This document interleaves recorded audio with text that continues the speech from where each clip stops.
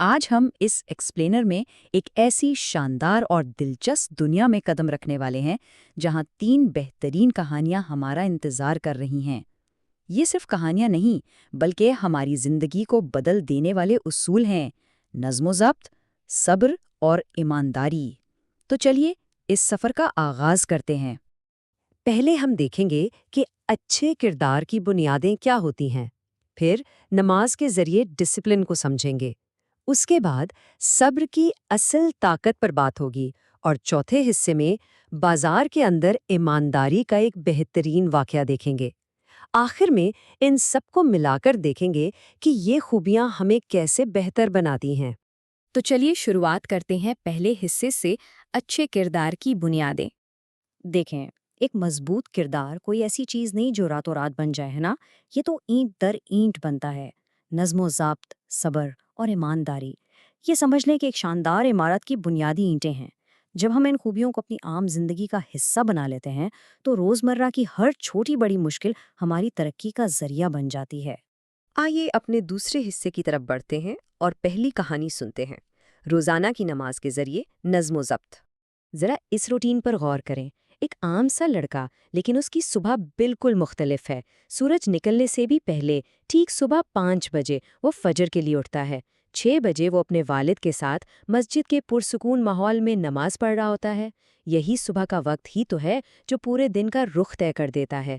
10 بجے وہ پوری توجہ سے پڑھائی کر رہا ہے، دوپہر 2 بجے تک وہ اپنی کلاس کا بہترین طالب علم بن چکا ہے، اور شام 6 بجے تک پورا گاؤں اس کی اس شاندار کامیابی کا جشن منا رہا ہوتا ہے نا حیران کن؟ اب یہاں 2 مختلف رویوں کا فرق بالکل واضح طور پر سامنے آتا ہے۔ ایک طرف وہ طالب علم ہے جس نے صبح سویرے اٹھ کر اپنے دن کو منظم کیا اور اب پوری محنت سے پڑھائی کر رہا ہے۔ دوسری طرف کچھ ایسے بھی ہیں جو اپنا قیمتی وقت صرف کھیل کود میں ضائع کر رہے ہیں۔ اصل میں یہ اس صبح کے نظم و ضبط کا ہی سیدھا نتیجہ ہے۔ جب دن کا آغاز بہترین ہو تو باقی کام خود بخود ٹریک پر آنے لگتے ہیں۔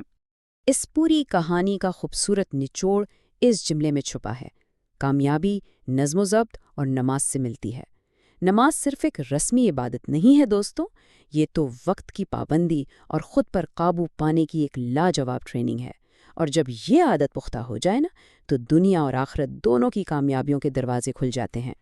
اب چلتے ہیں اس ایکسپلینر کے تیسرے حصے کی جانب، جہاں ہم صبر کی حقیقی طاقت کو سمجھیں گے۔ لیکن کہانی میں آگے بڑھنے سے پہلے ضروری ہے کہ ہم صبر کے اصل مطلب کو سمجھیں۔ صبر کا مطلب صرف خاموشی سے ظلم سہنا نہیں ہے، بالکل نہیں۔ یہ تو مشکلات کے دوران ڈٹے رہنے، برداشت کرنے اور کسی بھی حالت میں اللہ پر اپنا یقین مضبوط رکھنے کا نام ہے۔ یہ وہ اندرونی طاقت ہے جو ٹوٹنے نہیں دیتی۔ اب اس منظر کو تصور میں لائیں۔ رات کا وقت ہے، باہر موسلا دھار بارش ہو رہی ہے، اور ایک نہایت غریب خاندان اپنے چھوٹے سے گھر میں موجود ہے۔ یہ منظر غربت اور بے بسی کی اس تکلیف کو ظاہر کرتا ہے جو الفاظ میں بیان کرنا مشکل ہے۔ ایسی تاریک راتوں میں جب کوئی امید کی کرن نظر نہیں آتی، وہیں تو اصل صبر کا امتحان شروع ہوتا ہے۔ لیکن اس شدید مشکل کے باوجود ذرا اس چھوٹی سی بچی کو دیکھیں جو اپنی بیمار ماں کی دیکھ بھال میں لگی ہوئی ہے۔ کتنی شفقت ہے اس میں، اور اس کی اصل طاقت جانتے ہیں کیا ہے؟ اس کی دعا۔ وہ ہمت ہارنے یا مایوس ہونے کے بجائے سیدھا اپنے رب کے سامنے ہاتھ پھیلاتی ہے۔ یہ اس بات کا ثبوت ہے کہ سچا صبر انسان کو ہمیشہ اپنے پیدا کرنے والے سے جوڑ دیتا ہے۔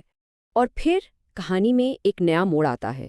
جب تکالیف کو خاموشی اور امید کے ساتھ برداشت کیا جاتا ہے تو مدد کسی نہ کسی ذریعے پہنچ ہی جاتی ہے۔ یہاں ایک مہربان